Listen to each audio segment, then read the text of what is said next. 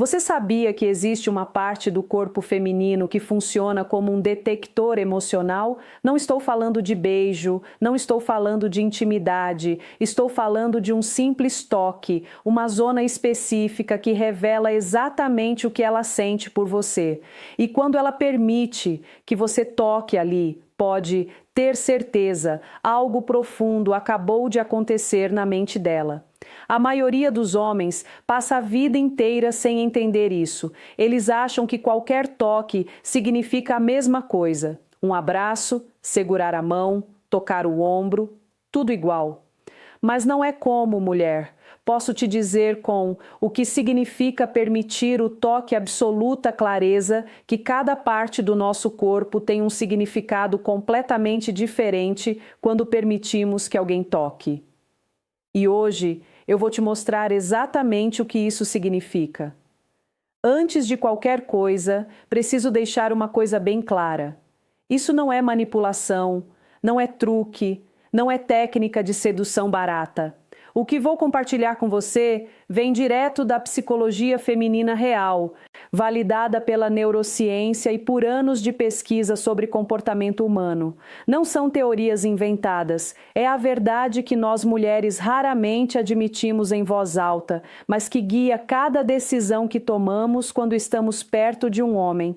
Olha, tem algo que provavelmente ninguém nunca te explicou. O corpo de uma mulher funciona como uma escada invisível de confiança. Cada área física representa um nível diferente de conexão. The Psychology of Touch and Connection emocional.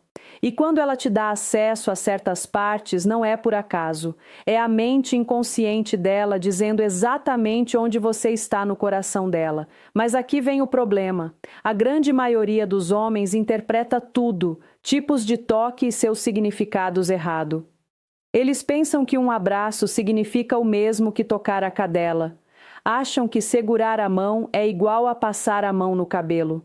E essa confusão custa oportunidades que eles nem sabem que perderam. Hoje vou te mostrar o mapa completo. Vou te explicar, zona por zona, o que significa quando ela te dá esse acesso. E mais importante ainda, vou revelar aquela parte específica do corpo que, se ela deixar você tocar, basicamente está dizendo que você é especial para ela. Mas tem um aviso importante que você precisa ouvir antes de chegarmos lá. Porque se você entender errado o que vou te dizer, pode estragar tudo de uma vez. Vamos começar entendendo algo fundamental. O toque não é só físico, ele é químico, neurológico, completamente emocional. E nós mulheres processamos o toque de um jeito radicalmente diferente dos homens. Existe um pesquisador chamado Matthew Hertenstein que fez um experimento fascinante.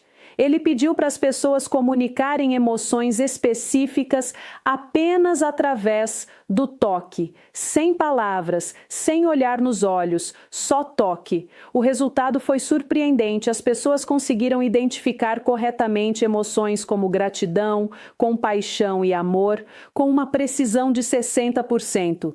Isso é 3 vezes maior que a probabilidade do acaso. Agora vem a parte que realmente importa. As mulheres foram significativamente melhores, tanto em enviar quanto em receber esses sinais emocionais através do toque. Nossos cérebros são literalmente programados para ler intenções através do toque. Isso significa que quando um homem nos toca, não sentimos apenas o contato físico. Estamos escaneando inconscientemente a energia dele, a intenção, o nível de respeito. E isso, Male Small Gestures Matter, leva a um ponto crucial que muitos homens ignoram completamente. Não é só sobre qual parte do corpo você toca, é sobre como você toca. Uma mulher pode permitir que um homem toque o braço dela e não sentir absolutamente nada, mas pode permitir sinais reais versus interpretação errada. Que outro homem toque exatamente o mesmo lugar e sentir arrepios na espinha. A diferença está na energia por trás do toque. Tem outro estudo que acho incrivelmente importante você saber. Pesquisadores descobriram que o toque suave e lento ativa um tipo especial de fibras nervosas chamadas fibras cáteis. Essas fibras respondem a carícias que se movem numa velocidade específica entre 1 e 10 no segundo.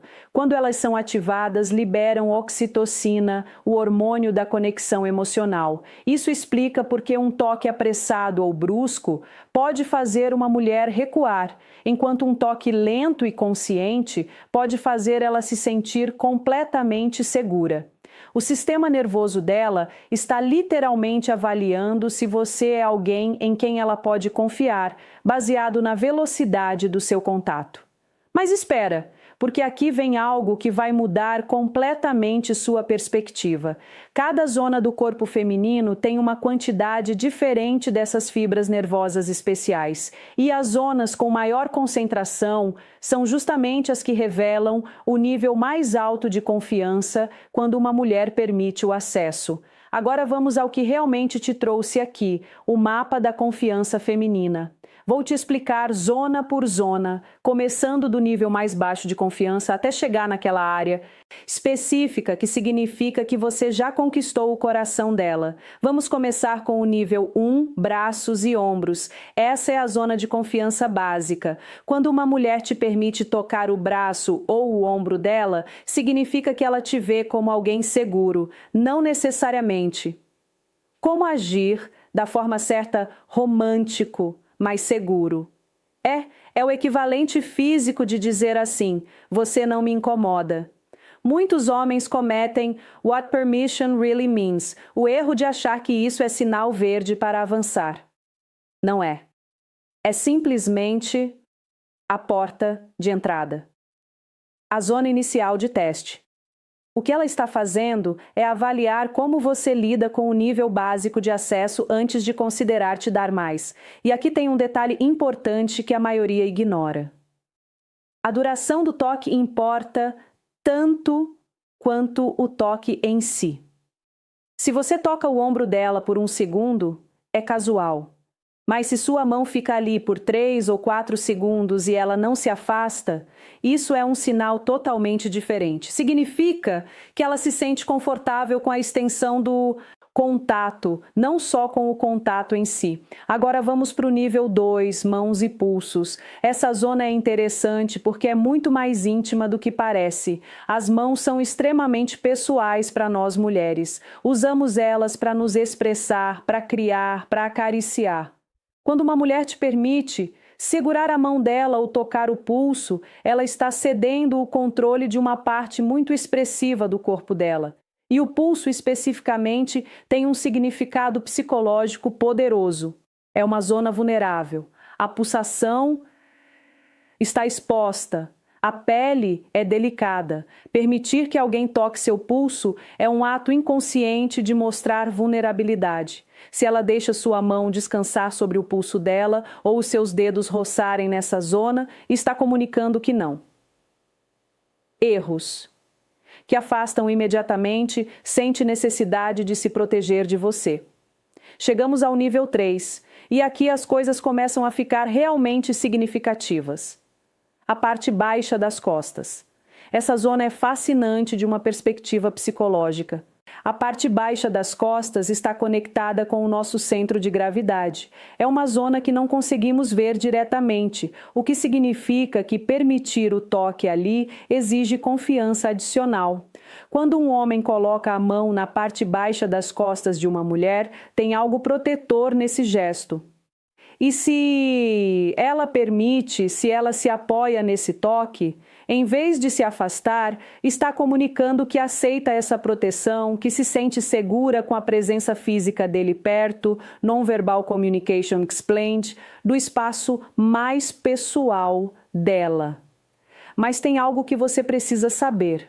Muitas mulheres permitem esse toque de forma automática em situações sociais, tipo, quando alguém te guia por uma porta, a diferença está na reação corporal dela. Se o corpo dela fica tenso, mesmo que seja levemente, não significa o que você acha que significa. Mas se o corpo dela relaxa na direção da sua mão, esse é o sinal real. Avançamos para o nível 4, pescoço e rosto. Aqui entramos em território muito pessoal. O pescoço é uma das zonas mais vulneráveis do corpo humano. É onde estão as veias, conclusão e reflexão principais, onde a pele é incrivelmente sensível. Permitir que alguém toque seu pescoço é um ato de confiança profunda, porque inconscientemente sabemos que essa é uma área onde estamos completamente expostas. Se uma mulher inclina-se a cabeça para o lado quando você está perto expondo o pescoço, ou se ela permite que você encoste os dedos nessa região sem se afastar, ela está te dizendo algo muito claro. Ela confia em você num nível que vai além do racional e o rosto. Então, tocar o rosto de alguém é uma das coisas mais íntimas que existe. Quando permitimos que alguém toque nosso rosto, estamos permitindo que essa pessoa literalmente modele nossa expressão. É uma entrega de controle sobre como nos apresentamos ao mundo. Se uma mulher deixa você tocar o rosto dela, passar os dedos pela bochecha, segurar o queixo dela suavemente, ela está te dando acesso a uma parte dela que reserva apenas para pessoas verdadeiramente especiais. Mas aqui vem algo que preciso te contar. Existe uma zona que vai além de todas essas. Uma zona que carrega um significado tão profundo que quando uma mulher permite que você toque ali, é como se ela estivesse entregando uma parte da alma dela. Estou falando do cabelo. O cabelo feminino não é apenas cabelo. Para nós mulheres é uma extensão Signs of Fust, da nossa feminilidade, da nossa vulnerabilidade. Passamos horas cuidando dele, pensamos nele. Ele faz parte de como nos sentimos sobre nós mesmas. E existe uma razão neurológica para isso. O couro cabeludo tem uma das maiores concentrações de terminações nervosas do corpo inteiro. Quando alguém toca nosso cabelo da maneira certa, ativa uma cascata de reações químicas no cérebro, libera dopamina, serotonina, oxitocina. É literalmente viciante. Mas aqui está o detalhe que a maioria dos homens nunca entende. Não é qualquer toque no cabelo que causa essa reação. Se um homem toca o cabelo de uma mulher de forma brusca, invasiva ou sem permissão, a reação é completamente oposta. Ela vai se afastar, vai se sentir desrespeitada, vai criar uma barreira emocional imediata. Mas quando ela permite, quando ela inclina a cabeça na direção da sua mão, quando fecha os olhos por um segundo enquanto você passa os dedos pelo cabelo dela, isso é algo completamente diferente. Ela está te dizendo sem palavras que você é especial, que confia em você de um jeito, que não confia em outras pessoas. E tem mais. Quando uma mulher permite que você mexa no cabelo dela, ela está arriscando algo. Está arriscando que você estrague o penteado que ela passou o tempo fazendo. Está abrindo mão do controle sobre como ela se apresenta. E isso só acontece quando o valor emocional da conexão com você supera a preocupação com a aparência. Pensa nisso por um segundo. Quantas vezes você já viu uma mulher arrumar o cabelo obsessivamente? Verificar no espelho, ajustar cada fio.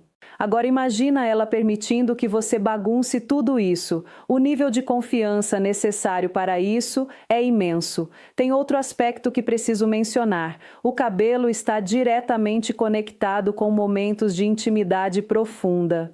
Quando uma respecting boundaries mulher está em momentos vulneráveis, ela frequentemente mexe no próprio cabelo. É um gesto de autoconforto. Então, quando ela permite que você seja quem toca o cabelo dela, está transferindo esse papel de conforto para você. Está dizendo que você se tornou uma fonte de segurança emocional para ela, mas preciso te alertar sobre algo crucial aqui. Existe uma diferença enorme e não era necessário para fazer a pergunta. Ela fez porque queria o contato.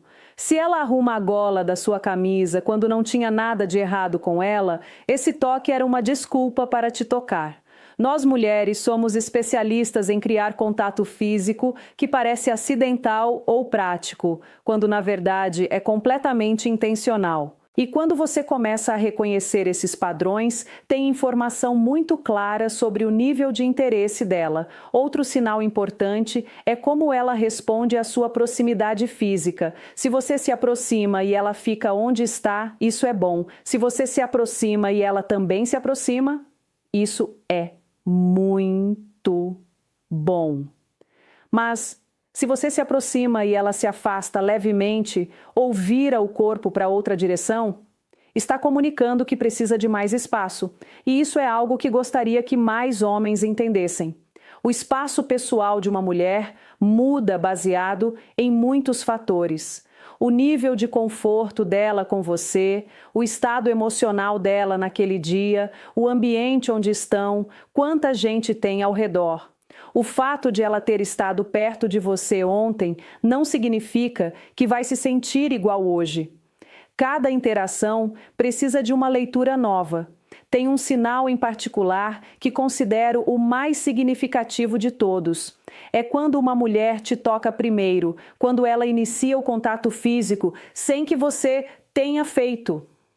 Ela está fazendo algo bastante vulnerável, está mostrando as cartas dela, está arriscando a rejeição. Se uma mulher que você acabou de conhecer encontra razões para te tocar repetidamente, ela não está sendo amigável, está comunicando interesse de uma maneira que building genuine connections nós consideramos relativamente direta. E seu trabalho nesse momento é simplesmente corresponder de forma natural, não escalar dramaticamente. Depois de tudo que cobrimos hoje, quero te deixar com algo que considero fundamental. O toque físico não é uma técnica, não é uma ferramenta, não é algo que você usa para conseguir algo de alguém. O toque físico é uma forma de comunicação, é uma linguagem que expressa coisas que as palavras não conseguem. E quando é usado de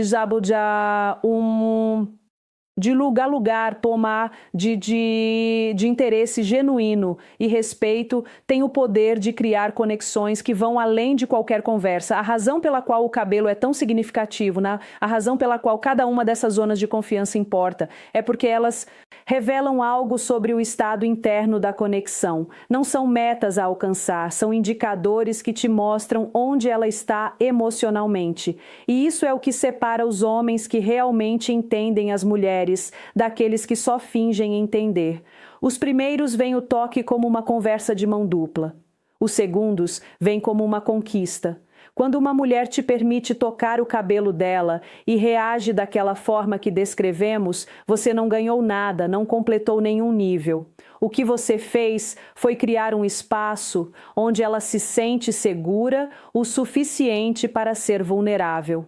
E isso é muito mais valioso que qualquer conquista. Se esse vídeo te fez ver as coisas de uma perspectiva diferente, tem algo que quero te pedir. Não quero que você se inscreva no canal porque eu pedi. Quero que você observe suas próximas interações com mulheres com esse novo conhecimento. E se você notar que começa a ler sinais que antes não via, que começa a criar conexões mais genuínas, então volta aqui, porque isso vai me dizer que esse conteúdo está fazendo a diferença que eu quero que faça. E tem uma coisa que nós mulheres fazemos constantemente que a maioria dos homens não percebe. Compartilhamos certas coisas abertamente, mas evitamos falar de outras deliberadamente. E a razão por trás disso revela muito sobre o que realmente pensamos de Emotional Intelligence in Action Alguém. Presta atenção nisso nas suas próximas conversas, porque entender o que uma mulher escolhe, não dizer, é tão importante quanto entender o que ela diz. E é a interesse que ela permite o toque e forçar o toque. E essa diferença determina se você vai criar uma conexão profunda ou destruir completamente qualquer chance que tinha. A permissão não é algo que você assume, é algo que ela comunica através de sinais sutis que você precisa. Limite e determina tudo o que acontece depois. Se você respeita o recuo sem fazer drama, sem agir como se estivesse magoado, sem tentar insistir, algo interessante acontece. ela registra que você é alguém que respeita os limites dela e essa informação faz ela se sentir mais segura. Paradoxalmente, respeitar um recuo pode te aproximar mais do que qualquer toque físico que você tentar se forçar. O quarto erro é o que eu chamo de toque nervoso. Esse é o homem que toca de forma errática porque está ansioso. Um toque no ombro, depois nada por 10 minutos. Depois um toque no braço longo demais. Depois nada de novo. Essa inconsistência cria confusão e faz o toque parecer desconfortável em vez de natural. O toque deveria fluir organicamente dentro de uma interação. Não deveria aparecer eventos separados que o homem está orquestrando. Quando o toque é natural, você quase não percebe conscientemente. Parece parte da conversa, da conexão, mas quando é forçado, cada momento se sente como algo separado que exige avaliação. Agora vamos falar do outro lado dessa equação, porque o toque não é algo que só os homens fazem. Nós mulheres também tocamos quando estamos interessadas e reconhecer esses sinais pode te dar informações valiosas sobre onde você está na escala de confiança dela. Quando uma mulher está interessada, ela vai criar oportunidades para o contato físico, vai tocar seu braço quando ri, vai te empurrar de brincadeira quando você faz uma piada. Vai encontrar razões para reduzir a distância física entre vocês. E aqui tem Practical Insights You Can Apply. Algo que quero que você note especificamente. Presta atenção dos toques que não têm nenhuma razão prática. Se ela toca seu braço enquanto faz uma pergunta, esse toque é aprender a ler. Deixa eu te explicar os erros mais comuns que os homens cometem, porque entender esses erros é tão importante quanto entender as zonas de confiança. O primeiro erro é pular etapas. Quando um homem vai direto para as zonas íntimas, sem ter estabelecido permissão nas zonas básicas, ele ativa o que os psicólogos chamam de resposta de ameaça. O sistema nervoso da mulher literalmente a coloca em modo de alerta. O cérebro dela começa a buscar sinais de perigo e uma vez que esse alarme é ativado, é incrivelmente difícil desligar. Você pode passar um resto da interação sendo perfeitamente respeitoso e ela ainda vai sentir aquele desconforto residual. E aqui tem algo que me frustra profundamente como mulher. Muitos homens interpretam o desconforto inicial de uma mulher como um desafio a superar, como se o trabalho deles fosse convencer ela de que ele é seguro, apesar dela se sentir desconfortável. Mas essa lógica está completamente invertida. Conforto não é algo que você convence, é algo que você cria com suas ações consistentes. O segundo erro é igualmente problemático, mas menos óbvio. É o que eu chamo de toque transacional. Esse é o homem que toca uma mulher com uma final thoughts, expectativa clara de obter algo em troca. E nós sentimos isso, literalmente. Sentimos. Conseguimos perceber quando um toque tem uma agenda por trás. O toque genuíno vem de um lugar de conexão, não de estratégia. Quando um homem toca uma mulher porque genuinamente quer expressar afeto ou proximidade, isso parece completamente diferente de quando ele toca, porque leu em algum lugar que o toque físico cria a atração. A intenção por trás do toque é tão importante quanto o toque em si.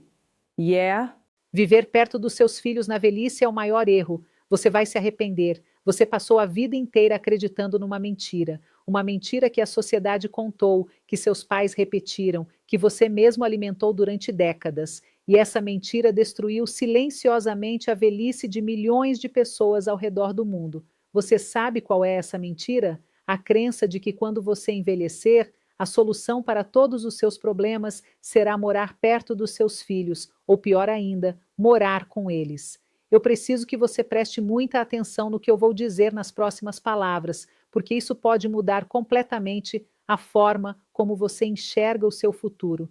O que parece ser um sonho de proteção, de carinho, de família unida, muitas vezes se transforma no maior pesadelo silencioso que uma pessoa pode viver. E eu não estou falando de abandono. Eu não estou falando de filhos ingratos. Eu estou falando de algo muito mais profundo, muito mais invisível, muito mais devastador para sua mente e para sua alma. Eu vou te contar uma história real, uma história que talvez seja parecida com a sua ou com a de alguém que você conhece. Dona Maria tinha 72 anos. Ela vendeu a casa onde tinha vivido por 40 anos, o lugar onde criou seus filhos, onde guardou suas memórias, onde cada canto tinha uma história. Vendeu tudo para morar num apartamento pequeno, a 2 quarteirões da casa da filha mais velha. Ela fez isso com o coração cheio de esperança. Pensou que finalmente teria companhia, que veria os netos todos os dias, que seria parte ativa da família. 6 meses depois, Dona Maria desenvolveu uma depressão profunda. Ela chorava todas as noites sem saber explicar por quê. Perdeu 20 quilos, parou de sair de casa e, quando finalmente procurou ajuda, ela disse uma frase que eu nunca vou esquecer. Ela disse assim: eu achei que ia ter uma família, mas eu me tornei um fantasma na vida deles. Você entende o que aconteceu? Dona Maria não foi abandonada. A filha ligava todos os dias. Os netos apareciam nos fins de semana, mas ela tinha perdido algo que não tem preço. Ela tinha perdido a sua identidade, o seu propósito, a sua razão de existir além dos outros. Ela tinha se anulado em nome de uma proximidade que não trouxe o que ela esperava, e esse é o erro que milhões de pessoas cometem. Elas acham que a proximidade física vai preencher o vazio emocional. Elas acham que estar perto é a mesma coisa que estar conectado. E não é. A maior solidão que existe não é a de quem está longe. A maior solidão é a de quem está perto, mas não é visto. É a de quem está presente, mas não é necessário. É de quem abriu mão de si mesmo para caber na vida dos outros e descobriu que não havia espaço reservado. Eu preciso que você entenda uma coisa fundamental sobre a mente humana. Nós não fomos feitos para sermos coadjuvantes na nossa própria história. Quando você passa a vida inteira construindo algo, criando filhos, trabalhando, lutando, e de repente você se vê apenas esperando, esperando a visita, esperando a ligação, esperando ser chamado para o almoço de domingo, esperando que alguém se lembre de você. Quando isso acontece, a sua mente entra em colapso. Não é um colapso barulhento, é um colapso silencioso, lento, devastador. É o que eu chamo de morte da identidade. Você ainda está vivo, mas já não sabe mais quem você é, fora do papel de pai ou mãe. E isso é uma tragédia psicológica de proporções imensas. Agora eu quero que você guarde essa informação, porque daqui a pouco eu vou revelar qual é o único antídoto para essa armadilha emocional. Existe uma técnica, uma ferramenta mental que pode proteger você de cair nessa cilada. Mas antes eu preciso que você entenda a profundidade do problema, porque sem entender o problema, qualquer solução vai parecer superficial.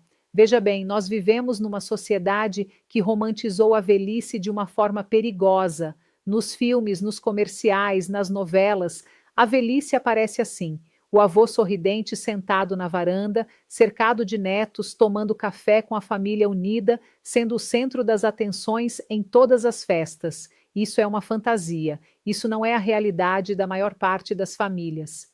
A realidade é que os seus filhos adultos têm suas próprias vidas, seus próprios problemas, suas próprias pressões. Eles têm trabalho, contas para pagar, filhos para criar, casamentos para administrar. E por mais que eles te amem, por mais que eles queiram estar presentes, o tempo deles é limitado, a energia deles é limitada.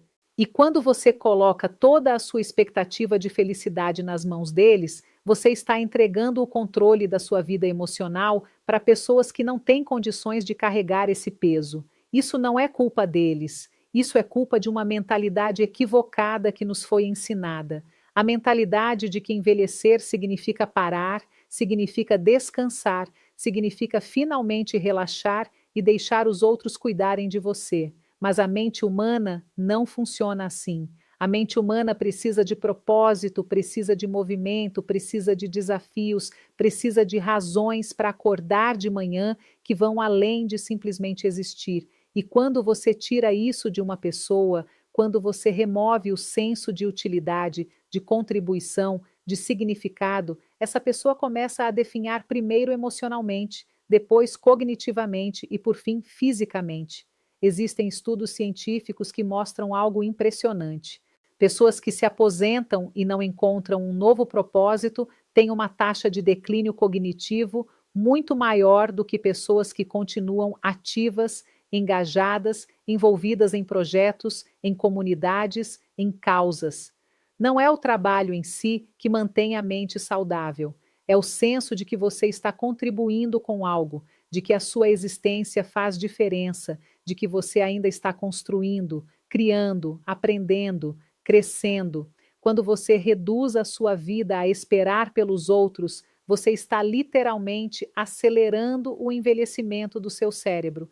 E aí vem a grande ironia. Muitas pessoas se mudam para perto dos filhos justamente porque têm medo de ficar sozinhas, de adoecer sem ter quem cuide, de precisar de ajuda e não ter ninguém por perto.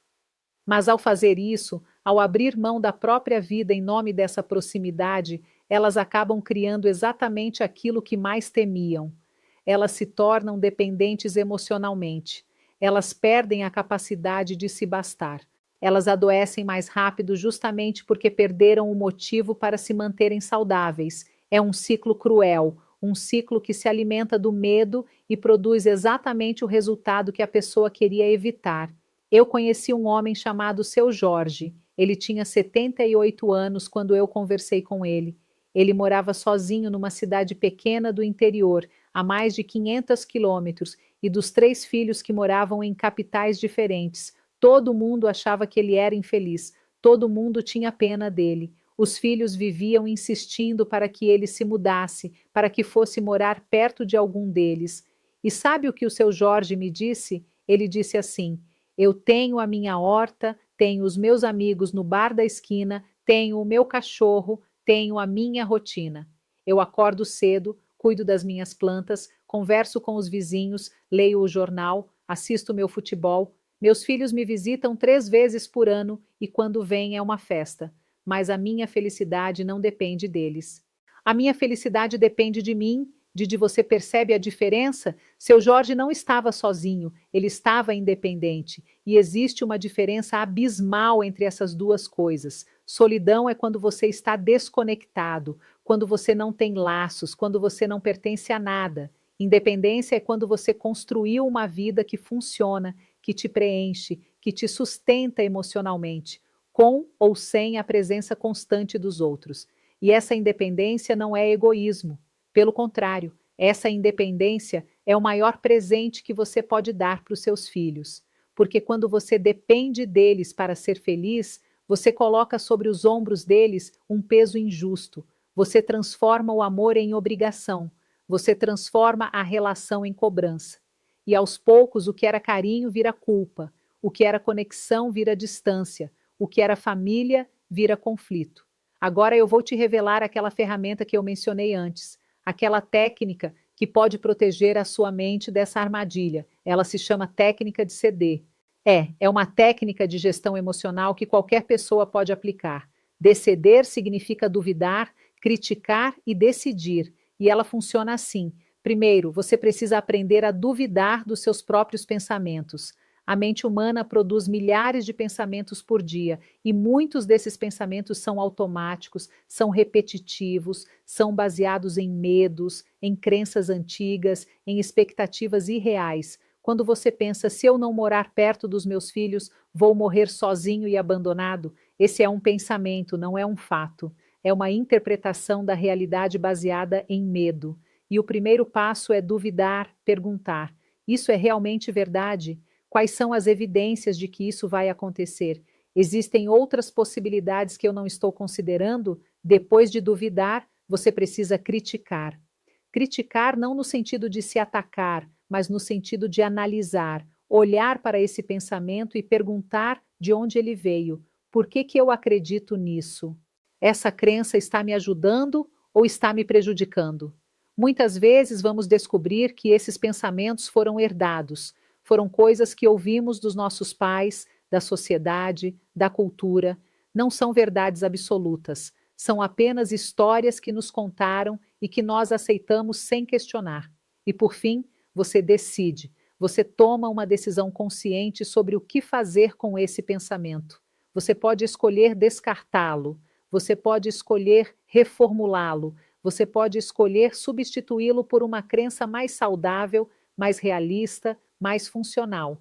Por exemplo, em vez de pensar, preciso morar perto dos meus filhos para ser feliz, você pode decidir pensar, a minha felicidade é minha responsabilidade. Eu posso construir uma vida rica e significativa, independente de onde meus filhos estejam, e quando nos encontrarmos, será por escolha, não por necessidade.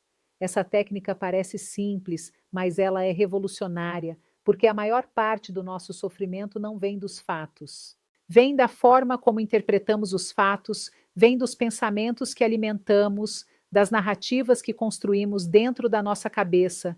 E quando você aprende a gerenciar esses pensamentos, você recupera o controle da sua vida emocional. Você deixa de ser refém das circunstâncias e se torna autor da sua própria história. Mas eu preciso ser honesto com você. Essa mudança não acontece da noite para o dia. É um processo que exige consciência, disciplina e coragem.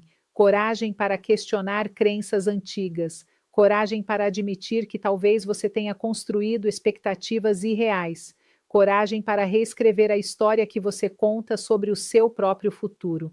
Vou te dar um exemplo prático. Imagine uma pessoa que passou a vida inteira trabalhando, criando filhos, cuidando da casa e de repente se vê aposentada com os filhos crescidos, com tempo livre de mais e ocupação de menos. Essa pessoa pensa: agora eu vou descansar. Agora eu mereço ser cuidada. Agora é a vez dos meus filhos retribuírem tudo o que eu fiz por eles. Esse pensamento parece legítimo, não é? Parece justo, mas ele é uma armadilha, porque ele coloca a responsabilidade da sua felicidade nas mãos de outras pessoas. E isso nunca funciona, nunca.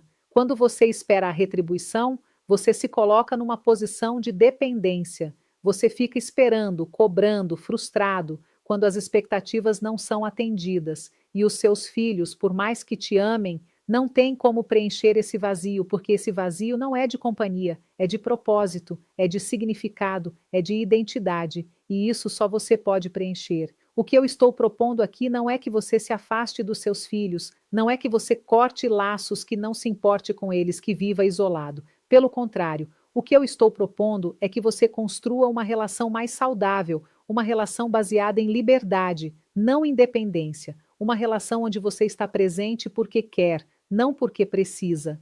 Uma relação onde cada encontro é uma escolha consciente, não uma obrigação. Pensa comigo, quando você tem uma vida própria, quando você tem atividades que te preenchem, amizades que te sustentam, projetos que te motivam, você chega na presença dos seus filhos como uma pessoa inteira, não como alguém que está carente, cobrando atenção, reclamando de abandono. Você chega como alguém que tem muito para compartilhar, muito para contribuir, muito para somar, e isso muda completamente a dinâmica da relação.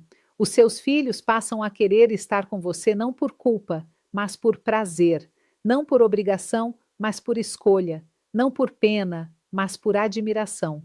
Eu vou te contar sobre um conceito que eu considero fundamental para entender essa questão. É o que eu chamo de síndrome do pensamento acelerado. Nós vivemos numa época de excesso de informação, de estímulos, de preocupações, de cobranças. A mente moderna está sobrecarregada. Ela processa muito mais do que foi projetada para processar. Isso gera uma ansiedade crônica, uma inquietação constante, uma dificuldade de estar presente no momento. E sabe o que acontece quando uma pessoa com pensamento acelerado envelhece? Ela não consegue desacelerar. Ela não sabe ficar em paz consigo mesma. Ela precisa de distração constante, de validação externa, de pessoas ao redor para preencher o barulho interno. Por isso, muitas pessoas idosas sofrem tanto com a solidão, não porque estar sozinho seja ruim, mas porque elas nunca aprenderam a estar consigo mesmas. Elas passaram a vida inteira ocupadas, correndo, fazendo, e de repente se veem paradas sem saber o que fazer com o silêncio. e aí elas buscam preencher esse silêncio com a presença dos filhos, dos netos, de qualquer um que apareça. Mas isso não resolve, porque o problema não é a falta de pessoas, o problema é a falta de paz interior, a verdadeira preparação para uma velhice saudável. Começa muito antes de envelhecer. Começa quando você aprende a cultivar a sua vida interior, quando você desenvolve hobbies, interesses, paixões que não dependem dos outros. Quando você constrói amizades que vão além da família, quando você encontra causas que te movem, propósitos que te chamam, razões para continuar crescendo, independente da idade. Eu conheci uma mulher de 83 anos que aprendeu a pintar depois dos 70. Ela nunca tinha segurado um pincel na vida. Mas depois que ficou viúva, depois que os filhos seguiram suas vidas, ela decidiu que não ia simplesmente esperar a morte chegar. Ela se matriculou num curso de pintura, descobriu um talento que nem sabia que tinha e hoje as obras dela são expostas em galerias da cidade. Ela não precisa que os filhos liguem todos os dias para ser feliz. Ela está ocupada demais, criando, produzindo, vivendo. E quando os filhos vêm visitá-la, ela tem tanto para contar, tantas novidades para compartilhar, que os encontros são sempre ricos, sempre significativos. Isso é o que eu chamo de envelhecer com dignidade. Não é ter alguém cuidando de você, é ter algo pelo que viver. Não é depender dos outros, é continuar contribuindo. Não é esperar ser lembrado, é ser inesquecível pela forma como você vive. Agora, eu sei que algumas pessoas vão ouvir isso e pensar: mas eu não tenho saúde para isso, eu não tenho condições, eu preciso de ajuda. E eu entendo, existem situações onde a dependência física é real, existem doenças, limitações, necessidades que não podem ser ignoradas. E nesses casos, sim, pode ser necessário estar mais perto de quem pode ajudar, mas mesmo nessas situações, a mentalidade faz toda a diferença. Você pode precisar de ajuda física e ainda assim manter a sua independência emocional. Você pode aceitar cuidados sem se anular. Você pode estar vulnerável no corpo e ainda ser forte na mente. O erro não é precisar de ajuda. O erro é transformar a necessidade de ajuda na razão da sua existência. O erro é perder a si mesmo no processo de ser cuidado. O erro é deixar de ser quem você é para se tornar apenas um paciente, apenas um dependente, apenas um fardo. Porque quando você se vê assim, quando você internaliza essa imagem, você acelera o seu próprio declínio. A mente tem um poder imenso sobre o corpo. E uma mente que se sente inútil, que se sente um peso, que se sente sem propósito, é uma mente que adoece o corpo muito mais rápido. Por isso, eu insisto tanto na importância de cultivar a vida interior, de desenvolver uma relação saudável consigo mesmo, de aprender a gostar da própria companhia. Isso não é egoísmo, isso é sobrevivência emocional, isso é inteligência aplicada à vida, porque no final das contas, a única pessoa que vai estar com você em todos os momentos da sua existência é você mesmo. Seus filhos vão ter suas vidas, seus amigos vão ter suas rotinas, seu cônjuge pode partir antes de você, mas você vai estar sempre aí.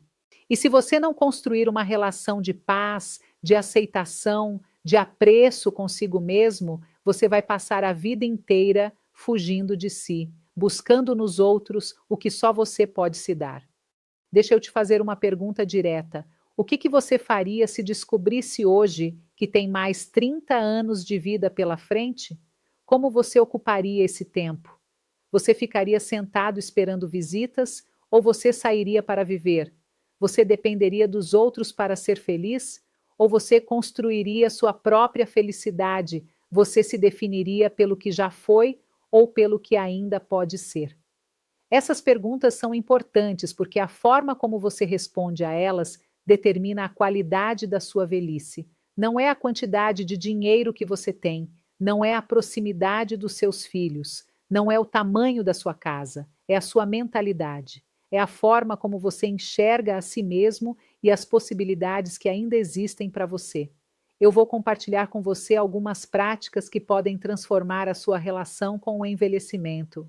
A primeira prática é essa: todos os dias encontre uma razão para sair de casa. Não importa se é para ir à padaria, para caminhar no parque, para visitar um vizinho. O simples ato de se mover, de se expor ao mundo, de interagir com o ambiente ao redor, mantém a mente ativa e o espírito vivo. O isolamento é o maior inimigo da saúde mental na velhice, e não precisa ser um isolamento físico.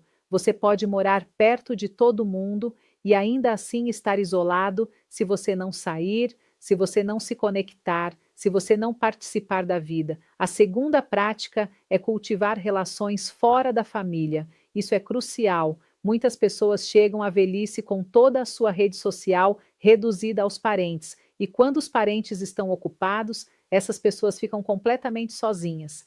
Ter amigos, participar de grupos, frequentar comunidades, igrejas, clubes, associações, isso cria uma rede de suporte que vai muito além do núcleo familiar.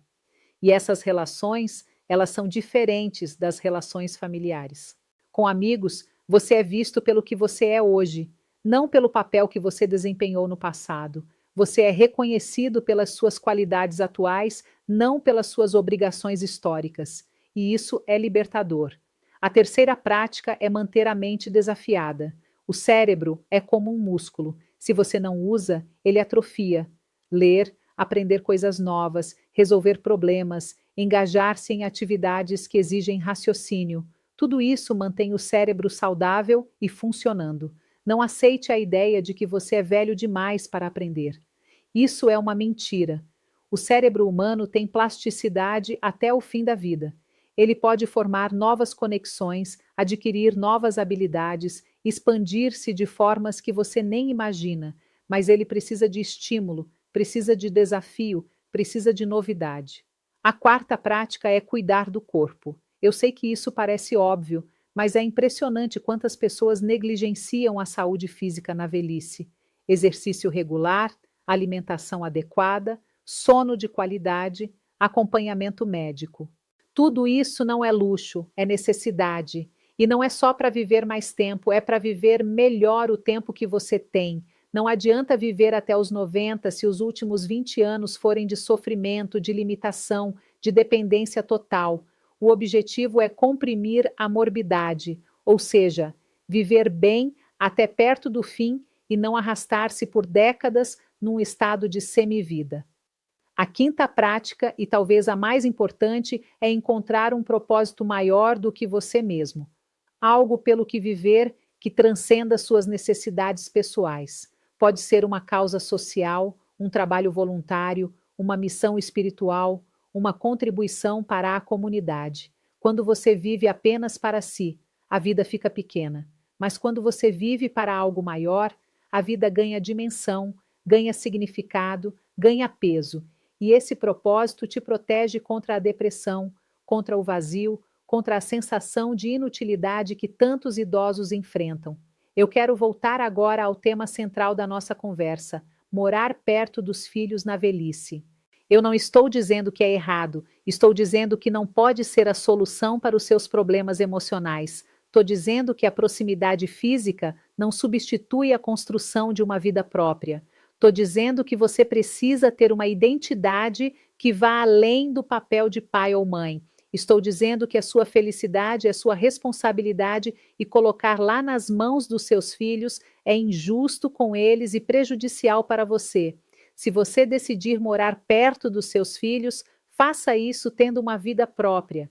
Tenha seus amigos nessa nova cidade.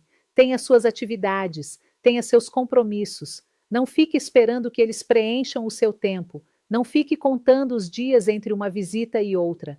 Não fique medindo o amor deles pela frequência com que aparecem. Isso é uma receita para a frustração, para o ressentimento, para o sofrimento. E se você decidir ficar onde está, longe dos seus filhos, não veja isso como uma tragédia.